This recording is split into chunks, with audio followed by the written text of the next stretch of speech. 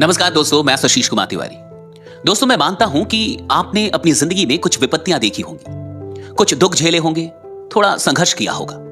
लेकिन मैं पूरे विश्वास के साथ आपसे एक बात कह रहा हूं कि आज की इस कहानी को सुनने के बाद आप ये एहसास करेंगे कि हम सबकी विपत्तियां, हम सबके दुख बहुत छोटे हैं। और ये कहानी इतनी शानदार है कि अगर आपको ये कहानी समझ में आ गई तो आज के बाद दुनिया की कोई भी विपत्ति आपको हरा नहीं पाएगी। यह सच्ची कहानी शुरू होती है झारखंड राज्य के सरायकेला खरसावा जिले से। एक छोटे से गांव में एक छोटी सी बच्ची की यह कहानी है, जिस बच्ची की शादी महज 12 साल की उम्र में करा दी जाती। इतनी छोटी उम्र में शादी सिर्फ इसलिए होती है क्योंकि वो जिस समाज से बिलोंग करती है वहां पे पढ़े लिखे लोग कम होते हैं। एक ऐसा समाज जो सामाजिक और आर्थिक तौर पे उतना विकसित नहीं होता, तो छोटे उम्र में बच्चियों की शादी करा दी जाती है। 12 साल की उम्र में जब इसकी शादी होती है और ये अपने ससुराल पहुंचती है, तो ये लड़की उस मोहल्ले के लिए, उस गांव के लिए सबसे खूबसूरत होती है। ये खुद अपनी कहानी में कहती हैं एक बार कि उनकी खूबसूरती उनके लिए अभिशाप बन गई थी।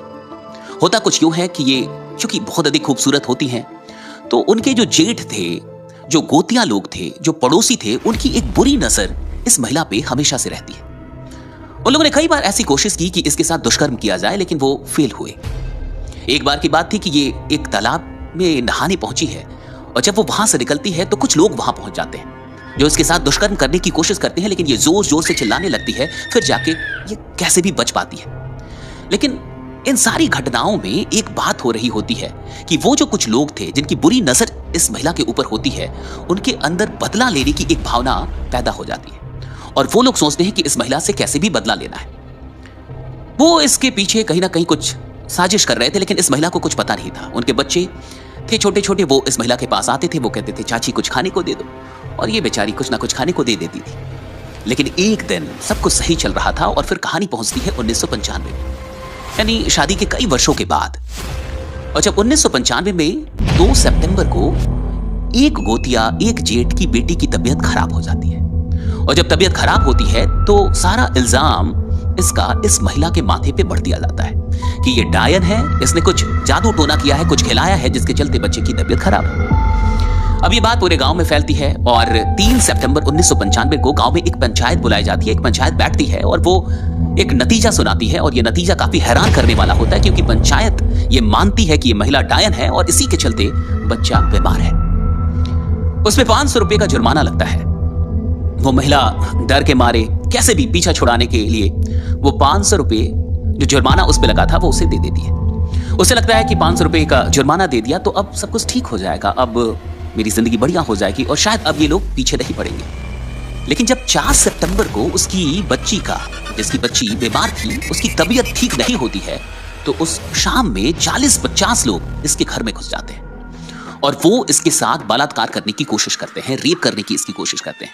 वो 40-50 लोग इसे बाहर निकालते हैं, इसके बदन से कपड़े नोच लिए जाते हैं, कपड़े फाड़ दिए जाते हैं और इसे पूरी गांव में घसीटा जाता है, मारा पीटा जाता है।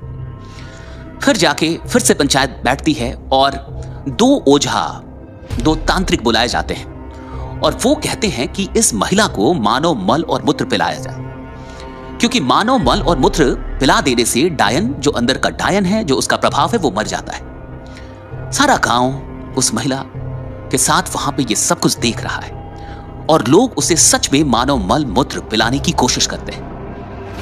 वो महिला इनकार करती है, इसे रोकती है, लेकिन एक तरफ वो होती है और दूसरी तरफ पूरा गांव होता है। वो कैसे भी इसे रोकती है और फिर उसके बदन पे, उसके चेहरे पे ये मल मूत्र पड़ जाता है। बड़ी मुश्किल से वो कैसे भी वहां से भागती है खुद को बचा के, लेकिन अब इसके अपने घर में भी इसे प्रवेश नहीं मिलता। वो अपने 4 बच्चों के साथ उसी रात, क्योंकि कुछ लोग आके उसे कहते हैं कि चाची अगर आप सच में जिंदा रहना चाहती हैं तो यहां से भाग जाइए, क्योंकि ये लोग आपको जिंदा नहीं छोड़ेंगे। वो उसी रात अपने 4 बच्चों को लेके वहां से भागती है। भागते भागते सबसे पहले वो विधायक के पास पहुंचती है, जो उस वक्त के वहां पे विधायक थे, लेकिन उनसे कोई सहायता नहीं मिलती। उनके लोग कहते हैं कि वो 10 सितंबर को आएंगे। ये महिला कहती है कि तब तक मैं जिंदा ही नहीं रहूंगी, फिर उनके आके क्या होगा, वो क्यों आएंगे। फिर वो वहां से निकलती है, आके कहीं और रुकती है, लेकिन वहां भी डर होता है। फिर फाइनली उसे अपने घर जाना पड़ता है। खरकई नदी, रात में उस नदी को पार करके वो अपने 4 बच्चों के साथ अपने घर पहुंचती है, अपने भाई के घर। वहां जब ये सारी घटना उसके भाई और उसकी मां को पता चलता है तो मां को सदमा लगता है और इस सदमे के चलते नवंबर 1995 में मां का देहांत हो जाता है। जब मां भी नहीं रहती तो अब उसके लिए उस घर में भी रहना मुश्किल भरा हो गया था। वहां से उसे निकलना पड़ता है और लगभग 8 से 10 महीने वो उसी गांव में पेड़ के नीचे अपने बच्चों को पालती है। आप सोच के देखिए।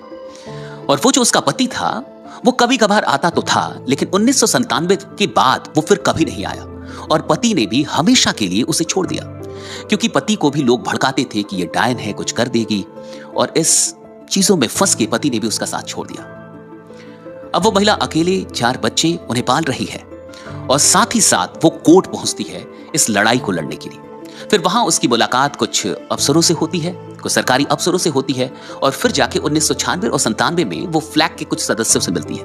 फ्लैग एक फ्री लीगल एड कमेटी थी जो फ्री में लोगों को लीगल जो एडवाइस है वो देती थी, सहायता प्रदान करती थी। उनके सदस्यों से मिलने के बाद इसकी कहानी मीडिया तक पहुंचती है। फिर धीरे धीरे क्षेत्रीय मीडिया में ये खबर बन के निकलती है कि ये सब कुछ हुआ है और उसके संघर्ष के बारे में लोगों को पता चलता है।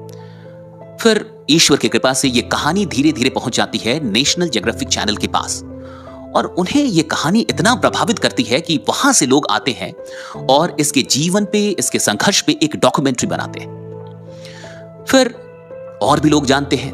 धीरे धीरे ये एक एनजीओ के लोगों से जुड़ जाती है जिसका नाम था आशा। और ये जो आशा से जब जुड़ती है तब इसे पता चलता है कि कैसे कानून का उपयोग करके ये अंधविश्वास से लड़ सकती है, कैसे वो लोगों को सामाजिक तौर पे बेहतर बना सकती है, और कैसे जो सामाजिक बुराइयां हैं उनके खिलाफ एक अभियान चला सकती है। आशा से मिलने के बाद ये अपने काम को, अपने अभियान को तेज करती है और ये महिला ठान लेती है कि जो मेरे साथ हुआ है मैं किसी और महिला के साथ नहीं होने दूंगी। और फिर जब भी उसे पता चलता है कि झारखंड में कहीं भी किसी भी महिला को प्रताड़ित किया जा रहा है डायन बता के, वो वहां पहुंच जाती है अपने लोगों के साथ और ऐसे कई महिलाओं का रेस्क्यू कराती है। आपको जान के हैरानी होगी, इस महिला ने लगभग 127-28 महिलाओं की जिंदगी बचाई, उन्हें रेस्क्यू कराया, जिन्हें मार दिया जाता उनकी जिंदगी बचाई। और इसी तरीके से उसका अभियान आगे बढ़ता है और भी वो काम करती है और करीबन 500 महिलाओं की जिंदगी में रोशनी बिखेरती है। उन्हें ना सिर्फ रेस्क्यू कराती है बल्कि उन्हें स्वरोजगार से जोड़ती है। उन्हें सिलाई, बुनाई, हस्तकला, शिल्पकला, ऐसे और भी कई कामों की ट्रेनिंग दी जाती है और उनकी जिंदगी को बेहतर बनाने का यह काम महिला करती है। ये बात झारखंड राज्य तक पहुंचती है, राज्य से भी उसे सम्मानित किया जाता है। लेकिन सबसे बड़ी खबर तब आती है जब 2021 में इसे दिल्ली से एक कॉल आता है और इसे कहा जाता है कि मैम, क्या आप छुटनी देवी बोल रही हैं? ये बोलती हाँ जी, आपका नाम सेलेक्ट किया गया है पद्मश्री के लिए। और 2021 में भारत सरकार छुटनी देवी को पद्मश्री देती है। दोस्तों सोच के देखिए, एक ऐसी महिला जिसे डायन कह के उसके गांव से निकाल दिया गया, उसके घर से निकाल दिया गया, जिसने 8-10 महीनों तक पेड़ के नीचे अपने बच्चों को पाला, और इतने बड़े रिजेक्शन के बाद, सोशल रिजेक्शन इसे कहिए, सोशल रिजेक्शन के बाद एक आम आदमी सच में आत्महत्या कर लेता, एक आम आदमी सच में डिप्रेशन में चला जाता। लेकिन इस महिला को देखिए, ये ना सिर्फ अपने बच्चों को पालती है, बड़ा करती है, उन्हें शिक्षित करती है, उन्हें पढ़ाती भी है, बल्कि समाज में कई महिलाओं की जिंदगी बचाने का जरिया बनती है। हम छोटी मोटी मुश्किलों में फंस जाते हैं, हम बहुत जल्दी किसी रिजेक्शन से हार मान लेते हैं, काम छोड़ देते हैं, जिंदगी में उदास हो जाते हैं। अगर छोटा मोटा कुछ ब्रेकअप हो जाए तो लोग आत्महत्या कर लेते हैं, एग्जाम में बढ़िया नंबर ना आए लोग आत्महत्या कर लेते हैं। लेकिन जरा सोचिए, एक महिला को के बदन से सारे कपड़े निकाल लिए जाएं, उसे पूरे गांव में घुमाया जाए, उसे मारा जाए, पीटा जाए, सबके सामने उसको डायन करार दिया जाए, उसको मल मूत्र पिलाने की कोशिश हो और फिर भी वो हार ना माने और पद्मश्री तक पहुंचे। जीवन इसी को कहते हैं, यही संभावना है जीवन की। आज आपके साथ क्या हो रहा है माने ये नहीं रखता, आपका नजरिया क्या है, आप किस तरीके से इन घटनाओं को देखते हैं। विपत्तियां इंसान को कमजोर बनाने के लिए नहीं आती, वो तो आपके जीवन को एक नया उद्देश्य देने के लिए आती है। छुटनी देवी एक ऐसा नाम है जिसे आप सबको जानना चाहिए, और मैं आपसे रिक्वेस्ट करूंगा कि इस कहानी को अपने सारे दोस्तों तक पहुंचाइए, इस पूरे देश तक पहुंचाइए। ये हमारे रियल हीरो हैं, इस देश के रियल हीरो छुटनी देवी जैसे लोग हैं जो सच में हमें प्रेरणा देते हैं हार ना मानने की। और चाहे पूरा समाज, पूरा गांव और बल्कि अपना परिवार ही क्यों ना रिजेक्ट कर दे, फिर भी हम कुछ बड़ा करके दिखा सकते हैं। और सच में एक दिन ऐसे लोगों को अफसोस होगा कि उन्होंने किस पे शक किया था, किसको रिजेक्ट किया था। आज छुटनी देवी 2021 में जब इन्हें पद्मश्री मिला तो कई लोग आए कई लोगों ने इनसे पूछा कि अब आगे आप क्या करेंगी। इन्होंने कहा कि मेरा अभियान आजीवन चलता रहेगा, मतलब मरते दम तक चलता रहेगा, और मैं यही चाहती हूं कि ये जो अंधविश्वास है समाज से हमेशा हमेशा के लिए हट जाए। दोस्तों, मैं आपसे भी ये कहूंगा, अगर आप भी अपनी जिंदगी में सच में उदास हैं, मायूस हैं, तो छुटनी देवी की कहानी, इस कहानी को फिर से सुनिए। जाइए, गूगल कीजिए छुटनी देवी का नाम, पढ़िए, और मैं चाहता हूं कि आप कभी हिम्मत ना हारें, अपनी जिंदगी में आगे बढ़े, क्योंकि जीवन का सच यही है कि आज कुछ भी हो, कल आप कुछ बड़ा कर सकते हैं, कुछ बेहतर कर सकते हैं। अगर ये कहानी अच्छी लगी हो तो इस चैनल को सब्सक्राइब कर लीजिएगा, इस कहानी को अपने सारे व्हाट्सएप ग्रुप, सारे दोस्तों के बीच जरूर पहुंचा दीजिएगा। बाकी बने रहिए, जमे रहिए, क्योंकि आपका जीतना सुनिश्चित है। मैं ऐसी कहानियों के साथ हमेशा आपको मिलता रहूं। Thank you so much.